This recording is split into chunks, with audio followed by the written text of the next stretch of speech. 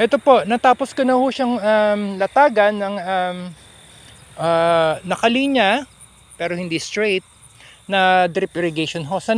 Hinahayaan ko lang siya mag-overflow para humalaman ko at ma-detect ko kung ano yung latag ko na hindi tumutulo o nakaka-flow ng maayos ang tubig, kasi may mga mamamatay o kawawa na may ibang halaman. So, yan po, to check kung tama yung pagkakalatag nyo. Tingnan nyo po sa bandang dulo, no? Kailangan po tumutulo po yan. Umaabot po, ito din to, oh. Basa na po yung mga gilid niya. Makikita nyo naman na basa siya, no? Ito po ay madali lang gawin ito.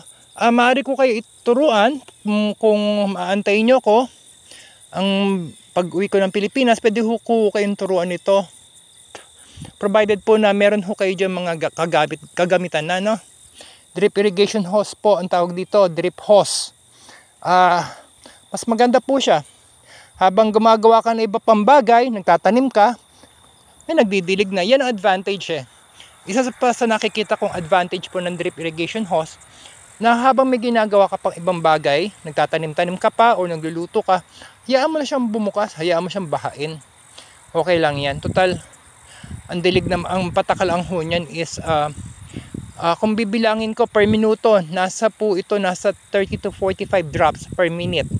So, from there ma-estimate nyo na kung gaano lang katagal dapat ang pagbukas ng main line nyo, ng drip hose nyo, no? Tandaan nyo po, nasa 30 to 45 drops per minute po tayo dito. Calculated na po yan. At ang pinakadulo po, ang PSI na kailangan ho natin mapatakbo, ang required PSI po is 20 PSI para mapatakbo po natin ng maayos ang tubig, makadaloy ng maayos sa bawat drip hose.